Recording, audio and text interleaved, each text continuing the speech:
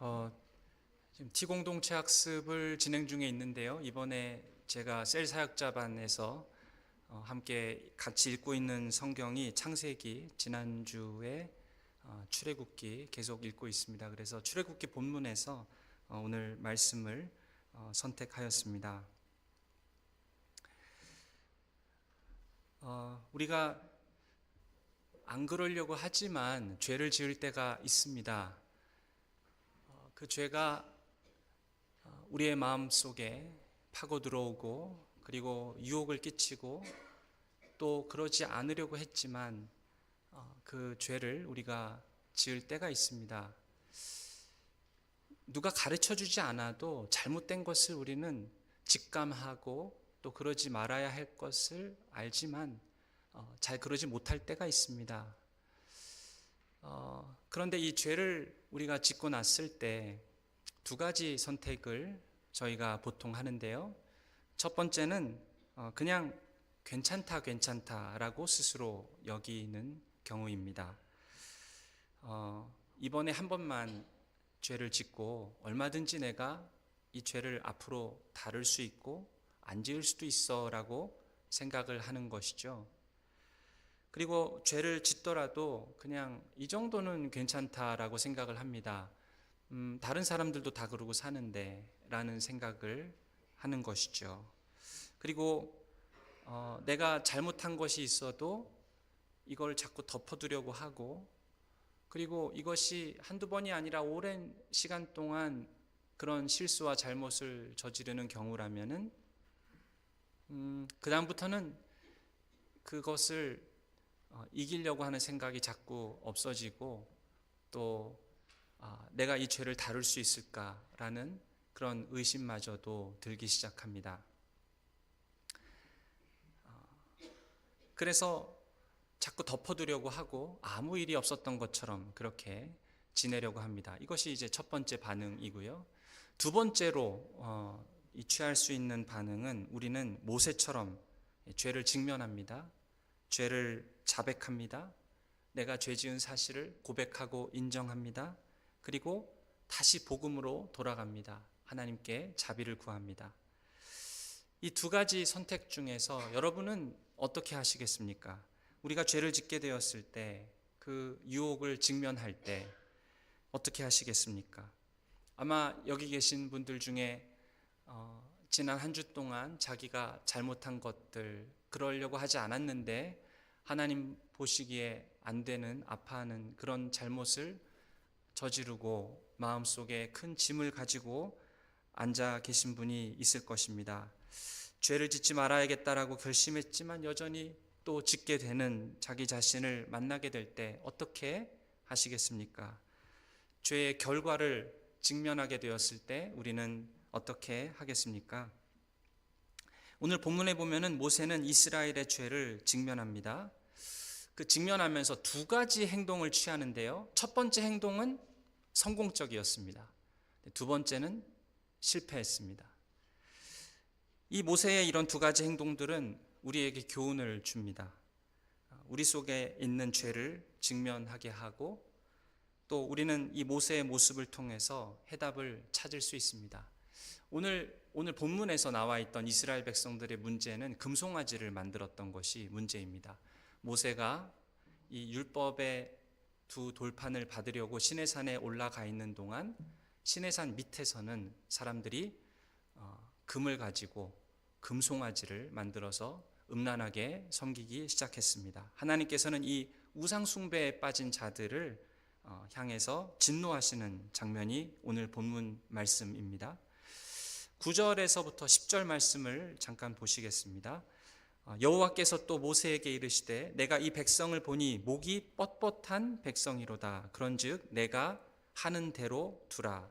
내가 그들에게 진노하여 그들을 진멸하고 너를 큰 나라가 되게 하리라. 하나님께서 이 우상 숭배하는 백성들을 향해서 모세에게 이렇게 말씀하셨습니다. 내가 저들을 진멸하리라. 다 쓸어버리겠다라고 할 정도로 하나님께서 지금 굉장히 화가 나신 것 같습니다. 이제 백성들은 다 죽을 운명인 것 같아 보입니다. 그러면서 하나님께서 이렇게 말씀하시죠. 내가 하는 대로 두라. 내가 하는 대로 두라. 제가 이 말씀을 읽을 때 한 가지가 떠올랐습니다. 보통 이제 아버님들이 그 자식들을 키우다 보면 굉장히 화가 날 때가 있는데 그때 이렇게 말을 하죠. 여보 말리지 마 이놈의 자식 하면서 두 팔을 걷어붙입니다. 여보 말리지 마. 이게 무슨 뜻일까요? 말리라는 말입니까? 말리지 말라는 말입니까? 말리지 말라는 말이죠. 그 잘못한 것을 보고 혼은 내야겠는데 혼을 내자니 그 자식을 생각해 볼 때 너무 사랑해서 그 아버지 마음은 겉으로는 이놈의 자식 하면서 말리지 말라고 하지만 사실은 말리라는 얘기입니다. 지금 하나님께서 이스라엘 백성들을 보면서 하나님의 본심은 징계와 심판이 아닙니다. 하나님의 본심은 사랑이고 하나님께서 하고 싶은 것은 저들에게 생명을 주고 저들을 용서하고 구원하고 싶으신 게 하나님의 본심입니다. 그런데 죄를 관과할 수 없기 때문에 내가 하는 대로 그냥 내버려 두라. 내가 하는 대로 두라. 이렇게 말씀을 하셨던 것이죠. 모세에게 지금 그러고 계시는 것입니다. 하나님께서 이스라엘 백성들에게 다시 기회를 주고 싶으셨던 것이죠. 피할 길, 살 수 있는 길, 진노와 형벌을 피할 수 있는 길을 주고 싶으셨던 것입니다. 내가 하는 대로 두라. 그런데 그 하나님의 마음을 알고 바라본 사람이 있습니다. 바로 모세입니다. 그러니까 모세가 12절에 보니까 하나님께 나아가서 하나님 이 백성들에게 진노하지 마시고 진노를 거두어 주시옵소서라고 하나님께 간구합니다. 뭘 믿고 이렇게 하나님께 간구했을까요? 그것은 하나님께서 이전에 약속해 주신 것 때문에 하나님께서 약속하시지 않았습니까? 이 백성들에게 약속하신 것들을 주님께서 지켜주십시오라고 하면서 하나님께 부탁을 합니다. 13절에 주의 종 아브라함과 이삭과 이스라엘을 기억하소서. 주께서 그들을 위하여 주를 가리켜 맹세하여 이르시기를 내가 너희의 자손을 하늘의 별처럼 많게 하고 내가 허락한 온 이 땅을 너희 자손에게 주어 영원한 기업이 되게 하리라 하셨나이다. 하나님께서 이 이스라엘 백성들을 영원한 기업이 되게 하겠다라고 약속하셨으니까 주님께서 하신 말을 지켜주세요라고 하면서 이 하나님한테 모세가 간청하고 있습니다. 그러니까 하나님의 성품 그리고 하나님의 약속 이거를 들고 나와서 하나님한테 간청하는 것이죠. 그 결과는 어떠했습니까? 결과는 성공했습니다. 14절에 보시면은 여호와께서 뜻을 돌이키사 말씀하신 화를 그 백성에게 내리지 아니하시니라. 그러니까 모세의 중보 기도가 성공적일 수 있었던 이유는 무엇일까요? 모세가 지혜롭게 중보 기도를 했기 때문일까요? 그런 것이 아닙니다. 하나님께서 뜻을 돌이키셨다라고 하는 것은 본심이 이스라엘 백성을 징계하고 심판하기보다는 그들에게 생명을 주고 구원하며 용서를 베풀고 싶어하는 그 본심을 드러내셨다라는 것입니다. 전적으로 하나님의 자비 때문에, 전적으로 하나님의 약속과 하나님의 은혜 때문에 하나님께서 이스라엘 백성들에게 진노를 거두신 것입니다. 모세가 지혜롭게 중보기도를 잘했기 때문도 아니고 또 모세가 그렇게 하나님 앞에서 부르짖었기 때문도 아니고 하나님께서 이스라엘 백성들을 심판하지 아니하시고 저들에게 용서를 베푸시고 저들에게 은혜를 베풀기 원하시는 그 하나님의 본심 때문에 하나님께서는 진노를 거두어 주신 것이죠. 그런데 필요한 것이 하나 있었습니다. 중보자가 필요했던 것입니다. 중간에서 부르짖고 기도할 사람은 필요했던 것이죠. 저도 여러분도 누군가를 위해서 기도할 수 있습니다. 하나님께서는 누군가를 위해서 기도할 수 있는 사람을 찾고 계십니다. 하나님의 본심은 우리에게 심판을 내리고 우리를 못살게 굴고 말 안 듣는다고 회초리를 드는 그것이 하나님의 본심이 아닙니다. 하나님의 본심은 우리를 사랑하시고 우리를 용서하시고 하나님과 아름다운 관계 가운데서 우리가 평강과 기쁨을 누리기를 하나님은 바라보고 계십니다. 그것이 하나님의 본심이에요. 그런데 하나님께서 찾으시는 기도하는 사람들은 그 하나님의 마음을 알고 그 하나님의 마음과 함께 동의하여서 같이 그 영혼을 위해서 기도할 수 있는 그 사람을 하나님은 찾고 계십니다. 하나님께서 원하시는 그런 기도는 우리가 우리의 자녀들을 위해서 포기하지 아니하고 기도하고, 하나님께 그렇게 간구하고 기도할 때 혹시 하나님께로부터 멀리 떠나 있는 사람이라 할지라도, 자기가 무슨 일을 하고 있는지 잘 모르는 사람이라 할지라도 저들을 위해서 자비를 베풀어 달라고, 하나님 용서해 달라고 기도하면 누가 압니까? 하나님께서 자비와 은혜를 베풀어 주시고 진노와 징계를 뒤로 미루어 주신다라는 것이죠. 그렇게 우리의 기도를 하나님께서는 사용하기를 원하신다는 사실입니다. 그래서 우리는 포기하지 말고 우리 자녀들을 위해서 기도하고, 우리 남편과 아내를 위해서 기도하고, 우리 교회의 목사님들과 장로님들과 모든 리더들을 위해서 기도하고, 또 저 멀리 있는 선교지에 있는 주님을 알지 못하는 자들 위해서 기도하여 하나님께서 우리 기도를 들으시고 하나님의 본심이 정확하게 표현되고 드러날 수 있도록 저들에게 사랑을 베푸시고 은혜를 베푸시고 자비를 베푸시고 함께하기를 원하시고 교제하며 즐거이 부르며 기뻐하기를 원하시는 그 하나님의 본심이 모든 사람들에게 드러날 수 있도록 주님은 우리의 기도를 사용하기 원하신다는 사실입니다. 그래서 이 모세의 중보기도는 성공했습니다. 그런데 모세가 이 죄를 보고 두 번째로 취한 행동, 이 두 번째 행동은 실패했습니다. 30절 말씀을 보겠습니다. 이튿날 모세가 백성에게 이르되 너희가 큰 죄를 범하였도다. 내가 이제 여호와께로 올라가노니 혹 너희를 위하여 속죄가 될까 하노라 하고, 여기서 중요한 단어가 속죄입니다. 지금 백성들에게 말하고 있는 것이죠. 모세가 내가 하나님께 올라가서 너희들의 죄를 사하여 주시도록 내가 간구하겠다라고 합니다. 이때 이 속죄라는 것을 모세가 해보려고 노력을 했다는 것이죠. 모세는 사람들을 위해서 중보하는 것은 성공했습니다. 하나님께서는 진노를 거두어 주셨습니다. 그 기도가 성공했어요. 그런데 저들의 죄를 사해달라고 하는 그 기도, 저들의 모든 죄를 없애주시는 것에 대해서 모세가 물어보고 간구했을 때 그것은 실패했습니다. 형벌을 뒤로 미루는 것, 진노를 내리지 않는 것에 그치는 것이 아니라 모세는 저들의 죄를 속죄해달라고 구했는데 그게 잘 안 됐어요. 이 중보와 속죄의 차이가 무엇입니까? 중보는 하나님의 자비를 구하는 것입니다. 그래서 죄 지은 사람이나 잘못한 사람이 형벌을 받아야 되는데 그 형벌을 하나님께서 취소시키거나 뒤로 미루는 그 일이 바로 중보입니다. 하나님께서 자비를 베풀어 달라고 하는 것이죠. 그런데 속죄는 무엇입니까? 속죄는 그 죄 때문에 있는 형벌이나 진노를 뒤로 미루는 것 정도가 아니라 그냥 그 죄 자체를 없애달라고 하는 것입니다. 그 죄 자체를 완전히 깨끗하게 씻어서 사해달라고 하는 것이죠. 그래서 이 중보와 이 속죄의 차이를 설명하기 위해서 제가 잠깐 예를 들어보겠습니다. 우리가 감기에 걸리면 어떻게 됩니까? 열이 나고 콧물이 나오고 기침을 하지요. 그럼 우리가 먹는 약이 있습니다. 타일레놀을 먹죠. 그 타일레놀을 먹으면 어떻게 됩니까? 열이 떨어지고 감기가 이 기침하는 것이 없어지고 증상이 다루어집니다. 그런데 이 타일레놀이 병균 자체를 죽이나요? 그러진 않습니다. 병균 자체를 죽이려면 뭘 우리가 먹어야 되나요? 항생제를 먹어야 됩니다. 그렇죠? 그러니까 이 타일레놀은 증상을 다루어 주는데 그게 바로 중보기도입니다. 중보는 바로 이 타일레놀과 같아요.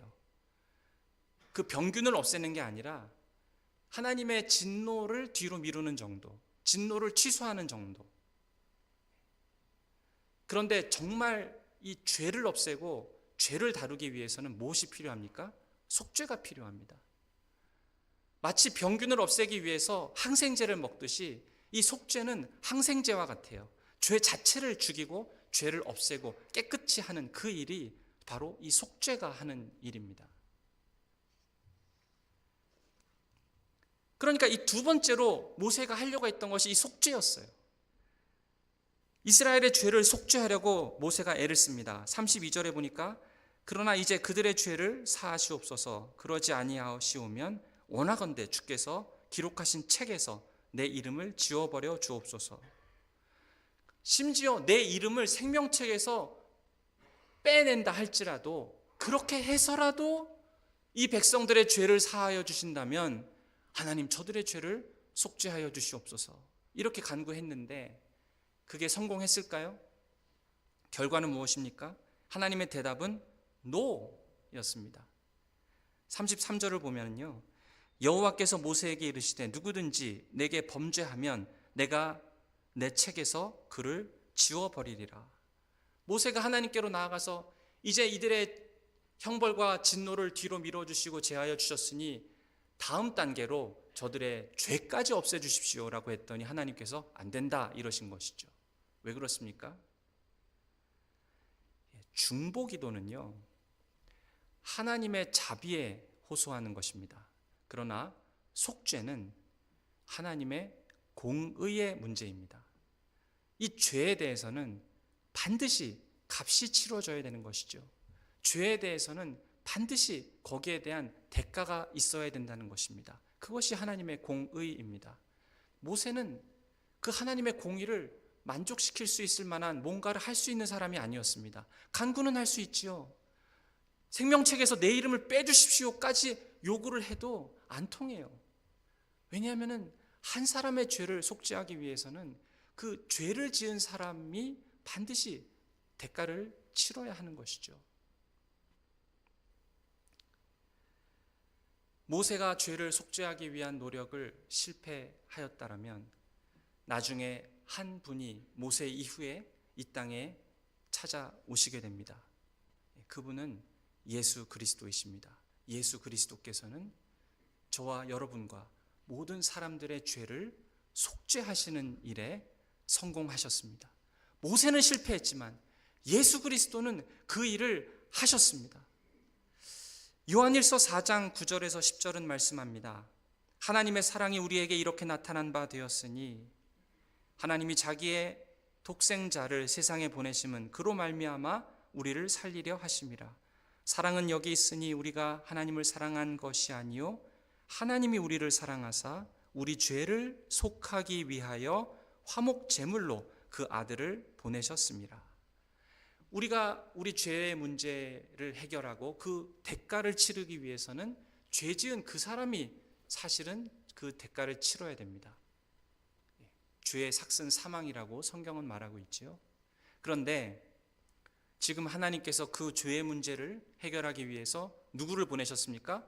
아들 예수 그리스도를 보내셨습니다.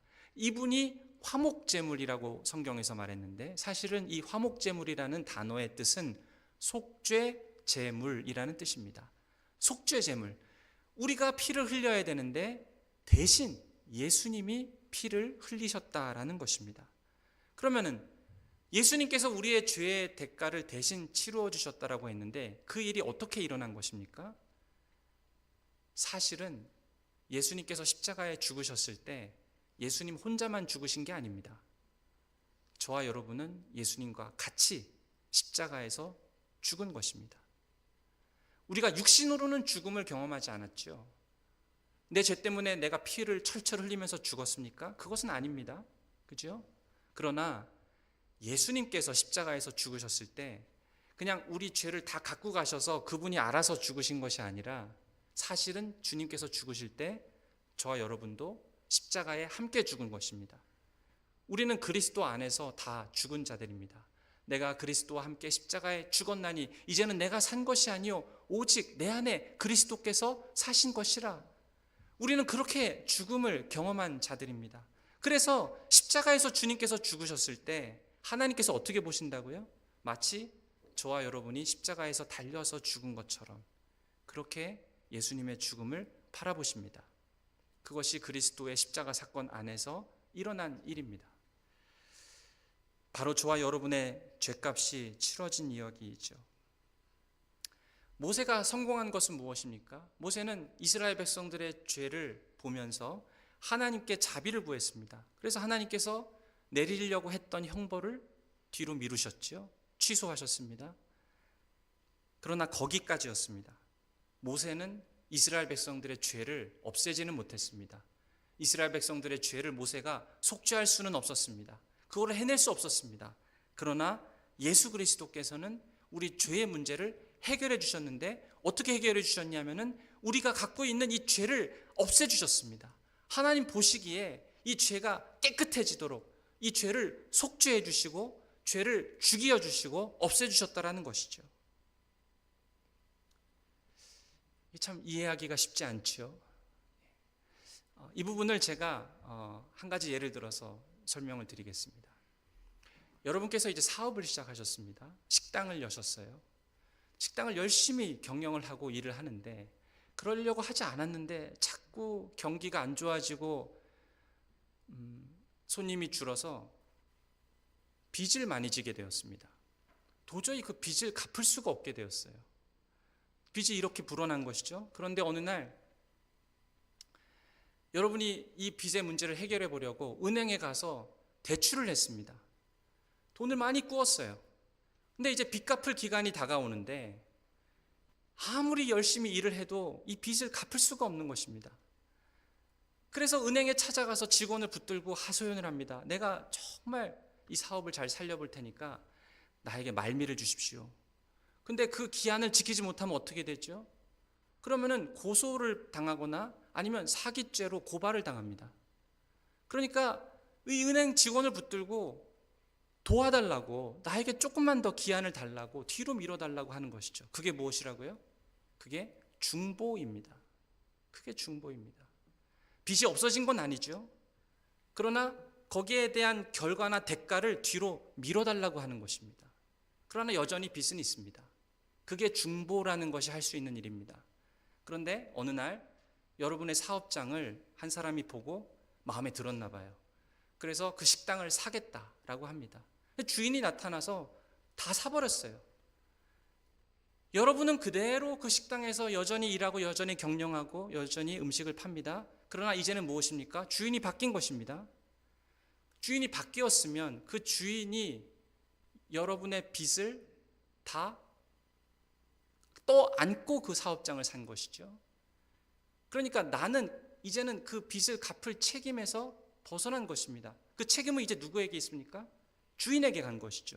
근데 열심히 경영을 하고 식당을 운영하는데 내가 원하지 않지만 또 식당이 잘 안 돼요. 손해가 자꾸 납니다. 또 빚이 늘었어요.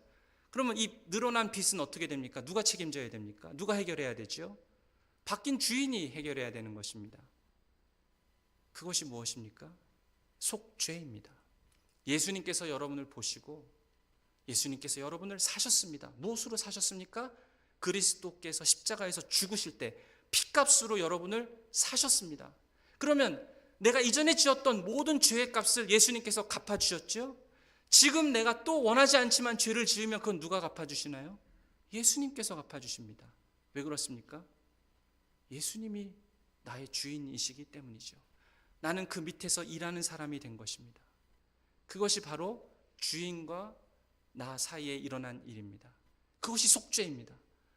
나는 죄를 지었지만, 내가 경영을 하다가 빚을 지게 되었지만 이 값을 이제는 주인이 갚아주게 되는 일이 저와 여러분에게 일어난 것입니다.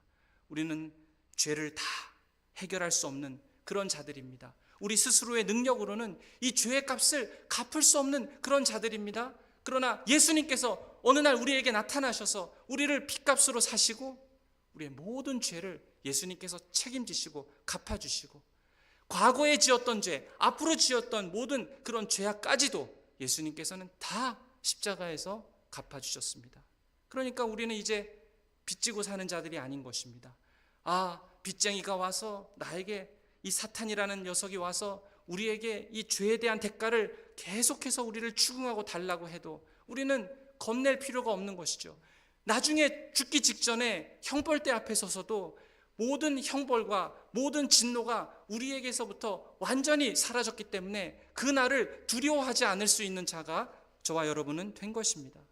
우리에게 영원한 생명이 있게 된 것입니다. 이것이 그리스도 안에서 우리가 누리는 복입니다. 여러분 혹시 도둑질했습니까? 죄를 지었나요? 하나님 앞에 우리가 서게 될 때 하나님이 그 도둑질한 죄에 대한 대가는 사망이다라고 하십니다. 그러면 그 옆에 서 계시던 예수 그리스도께서 저와 여러분의 대언자가 되십니다. 아버지 하나님, 이 친구는 나에게 속한 자입니다. 내가 십자가에서 죽을 때 이 친구의 모든 도둑질한 죄를 내가 대신 짊어졌습니다. 내가 죽을 때 이 친구도 나와 함께 십자가에서 죽었습니다. 내가 다 그 죄에 대한 대가를 갚았습니다. 이 자는 나에게 속한 자입니다. 예수님께서 그렇게 대언하실 것입니다. 우리가 여러 가지 죄를 짓습니다. 시기나 질투나 마음속에 있는 탐욕이나 간음이나 정욕이나 거짓말이나 도둑질이나 살인이나 부모를 공경하지 않는 것이나 이웃을 내 몸과 같이 사랑하지 않는 것이나 이런 죄악들을 지을 때에 우리가 나중에 하나님의 심판대 앞에 서면 하나님께서 그러실 것입니다. 그 모든 죄악의 대가는 죽음이다. 그럼 우리의 대언자 되시는 예수님께서 우리 옆에 서셔서 아버지, 이 모든 죄를 내가 대신 짊어졌습니다. 그리고 난 십자가에서 죽었습니다. 나 혼자 죽은 것이 아니라 내가 죽을 때 이 친구도 같이 죽었습니다. 이제는 이 친구는 나에게 속한 자입니다. 그러면 하나님께서 모든 우리의 죄값을 묻지 아니하시고 어떠한 형벌을 말씀하지 아니하시고 다 해결된 문제로 하나님께서 선포하십니다. 요한일서 1장 9절에서는 말합니다. 만일 우리가 우리 죄를 자백하면 그는 미쁘시고 의로우사 우리 죄를 사하시며 우리를 모든 불의에서 깨끗하게 하실 것이요. 우리가 회개하며 주님께 나아갈 때 우리가 그리스도 안에 있기 때문에 우리에게 용서를 선포하십니다. 요한일서 2장 1절에서 말합니다. 나의 자녀들아 내가 이것을 너희에게 쓰면 너희로 죄를 범하지 않게 하려 함이라. 만일 누가 죄를 범하여도 아버지 앞에서 우리에게 대언자가 있으니 곧 의로우신 예수 그리스도시라. 그는 우리 죄를 위한 화목제물이니 우리만 위할 뿐 아니요 온 세상의 죄를 위하심이라. 하나님 사랑하시는 여러분, 우리가 우리 죄를 자백하면 저는 미쁘시고 의로우셔서 우리의 모든 죄를 용서해 주십니다. 우리의 모든 죄를 사해 주십니다. 우리 스스로 내 죄의 문제를 절대로 해결할 수가 없습니다. 그러나 예수님께서는 여러분의 모든 죄를 다 속죄해 주실 수 있고 없애 주실 수 있습니다. 그렇기 때문에 사랑하는 여러분, 이 예수 그리스도께 여러분의 죄를 가지고 나아가시기 바랍니다. 예수님은 내가 지었던 모든 죄의 죄값을 예수님께서는 다 갚아주시겠다라고 합니다. 십자가에서 우리의 죄값을 다 갚아주셨어요. 우리가 죄를 지을 때에, 잘못한 것이 있을 때에, 그리고 그것이 반복될 때에, 오랜 시간이 여러 시간이 지났을 때에 그 죄를 생각하면서 십자가를 바라보는 것이 우리에게 절대로 쉽지 않습니다. 그러나 그 십자가를 바라볼 때 예수님께서 나의 모든 죄값을 다 치렀을 뿐만 아니라 나도 그 십자가에서 예수님과 함께 죽었다라는 그 사실을 우리는 다시 떠올려 봅니다. 더 이상 정죄함이 없고 더 이상 심판이 없고 우리 안에 있는 모든 죄까지도 하나님께서 다 사해 주시고 이제는 그리스도의 거룩한 옷으로 우리를 덮어주셨습니다. 사랑하는 여러분, 그것이 그리스도 안에서 우리에게 일어난 일입니다. 이것이 복음이에요. 이것이 복음입니다. 우리가 예수 그리스도를 정말 믿고 그리스도를 영접했다라고 한다면 우리는 더 이상 우리의 죄값을 우리 스스로 치르지 않아도 되는 죄로부터, 그 빚으로부터 완전히 벗어난 자가 된 것이 바로 저와 여러분입니다. 그래서 우리가 이 복음을 안다면 그러면 앞으로 우리는 이 예수 그리스도를 바라볼 때마다 어떻게 살아야 할까요? 어떻게 반응해야 하겠습니까? 주님께서 우리에게 베풀어 주신 이 값없는 은혜, 이제는 빚더미, 이 죄라는 빚더미에 짓눌리지 아니하고 모든 것을 예수님께서 다 치러주시고 갚아주시고 해결해 주신 그 예수님을 바라볼 때에 우리는 어떻게 반응하며 살 수 있을까요? 우리는 죄에 대해서 죄와는 상관없는 자로, 그리고 하나님에 대해서는 산 자로 우리 자신을 여길 줄 알아야 합니다. 로마서 6장 11절은 말씀합니다. 이와 같이 너희도 너희 자신을 죄에 대하여는 죽은 자요 그리스도 예수 안에서 하나님께 대하여는 살아있는 자로 여길지어다. 중요한 것은 여기서 여길지어다라는 단어입니다. 그냥 단순히 예수님께서 내 피값을 다 그 피의 값으로 나를 구원해 주셨지, 내 모든 죄는 이제 십자가에서 다 값집을 되었지, 마치 나랑 동떨어져 있는 그런 사실로만 생각하라는 것이 아니라 그 예수님이 나의 죄를 위해서 십자가에서 죽으신 사실을 우리가 알고 나도 나 자신을 내 과거, 내 죄에 대해서, 옛자아에 대해서 나는 죽은 자로 여기라는 것입니다. 내 자신을 그렇게 여길 줄 알아야 된다는 것입니다. 나는 죄에 대해서 죽었어. 죄가 우리를 유혹할 때마다 나는 죄에 대해서 이미 죽은 자야 라고 선포할 수 있어야 된다는 것이죠. 내 모든 계획, 내 야망, 그리고 내가 가지고 있는 내 자아, 이런 모든 것들이 다 이미 십자가에서 죽었어. 나는 그렇게 죽은 자야라고 스스로를 여길 줄 알아야 된다는 것입니다. 그리고 하나님께 대하여는 우리가 살아있는 자라는 사실을 우리가 알아야 된다는 것이죠. 주님, 내가 그리스도 예수 안에 있기 때문에 나는 하나님께로부터 생명을 받은 자가 되었고, 나는 우리 하나님께 이제는 내 소망을 둘 수 있고, 그분이 나의 생명의 근원이시며 우리 하나님께서 나의 모든 죄의 값을 그리스도 안에서 해결해 주셨기 때문에 이제는 주님만이 나의 소망이시고 나의 생명이십니다 라고 고백할 수 있는 자가 되었다라는 것입니다. 우리가 그렇게 우리 스스로를 여기고 그렇게 살아갈 때 그렇게 우리는 죄와 싸울 수 있습니다. 전에 제가 주일학교 썬키즈에서 사역할 때 이 희생제물에 대한 설교를 좀 하려고, 아이들에게 설교를 하려고 어린 양 하나를 만들었습니다. 제가 만든 건 아니고요, 저희 아내에게 부탁을 했습니다. 그래서 이 어린 양을 이런 솜으로 만들어서 그 안에 요만한 주먹만한 비닐봉지에다가 빨간색 물감을 탄 그 물을 넣고 이렇게 실로 묶었어요. 그래서 아이들에게 설명을 합니다. 구약 시대 때 사람들이 죄를 지으면 이 제물을 가지고 오게 해서 거기에 손을 얹고 죄를 고백합니다. 그러면 이 제주가 가지고 있던 이 죄가 제물에게 옮겨지는 것이죠. 그리고 이 제물은, 이 양은 희생 제물로 드려집니다. 그러면서 그 양을 들어 올렸어요. 그래서 그 배를 가르고 그 안에 있던 이 빨간 물감이 들어있는 비닐봉지를 꺼냈습니다. 그리고 나서 그 끝을 이렇게 가위로 푹 찔러서 잘랐는데 요만한 물주머니지만 갑자기 그 빨간색 물이 확 하고 쏟아져서 바닥에 이렇게 퍼지는 것입니다. 좀 보면서도 놀랐어요. 거기 있는 아이들도 다 놀라고요. 그렇게 예수 그리스도께서 피를 흘리셨습니다 라고 가르쳤어요, 아이들에게. 예수님께서 이런 조망만한 비닐봉지도 그렇게 확 쏟아진다면 예수님께서는 자기 몸을 십자가에서 죽으실 때 그런 피를 흘리시면서 물을 쏟으시면서 저와 여러분의 죄값을 다 치으시고 죽으셨던 것입니다. 우리가 정말 은혜에 감격해서 죄에 대해서 죽은 자로 살려고 하였지만 또 넘어질 때가 있습니다. 그렇게 하려고 한 것이 아닌데 또 실수할 때가 있습니다. 또 죄를 지을 때가 있습니다.